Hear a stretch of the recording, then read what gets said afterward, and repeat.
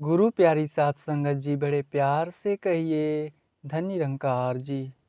साध संगत जी, आशा करते हैं कि आप सभी संत सद्गुरु माता जी के आशीर्वाद से जहाँ भी होंगे खुश होंगे, स्वस्थ होंगे, प्रसन्न होंगे, सद्गुरु के चरणों से जुड़ करके सेवा सिमरन और सत्संग में मगन होंगे। साध संगत जी, आज के साखी के भूल का एहसास। एक बार एक राजा थे। उन्होंने 10 खूंखार जंगली कुत्ते पाल रखे थे, जिनका इस्तेमाल वे लोगों को उनके द्वारा की गई गलतियों पर मौत की सज़ा देने के लिए किया करते थे। सत्संगत जी, एक बार कुछ ऐसा हुआ कि राजा के एक पुराने मंत्री से कोई गलती हो गई। अतः राजा क्रोधित होकर उस शिकारी कुत्तों के सामने फिकवाने का आदेश दे डाला। सजा दिए जाने से पूर्व राजा ने मंत्री से उसकी आखिरी इच्छा पूछी। राजन, मैंने आज्ञाकारी सेवक के रूप में आपकी 10 सालों से सेवा की है। मैं सजा पाने से पहले आपसे 10 दिनों की मोहलत चाहता हूँ। मंत्री ने राजा से निवेदन किया। तब राजा ने उसकी बात मान ली।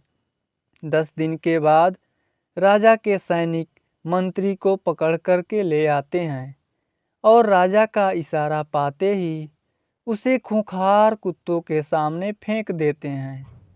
सत्संगत जी, फिर क्या, कुत्ते मंत्री पर टूट पड़ने के बजाय अपनी पूंछ हिला हिला करके मंत्री के ऊपर कूदने लगते हैं और प्यार से उसके पैर चाटने लगते हैं। सत्संगत जी, राजा आश्चर्य से यह सब कुछ देख रहा था। उसने मन ही मन सोचा कि आखिर इन खूंखार कुत्तों को हो क्या गया है, वे इस तरह से क्यों व्यवहार कर रहे हैं। आखिरकार राजा से रहा नहीं गया। उसने मंत्री से पूछा, ये क्या हो रहा है? ये कुत्ते तुम्हें काटने की बजाय तुम्हारे साथ खेल क्यों रहे हैं? राजन, मैंने आपसे 10 दिनों की मोहलत ली थी। उसका एक एक क्षण मैं इन बेजुबानों की सेवा करने में लगा दिया। मैं रोज इन कुत्तों को नहलाता था, खाना खिलाता था और हर तरह से उनका ध्यान रखता था। ये कुत्ते खूंखार और जंगली होकर भी मेरे 10 दिन की सेवा नहीं भुला पा रहे हैं।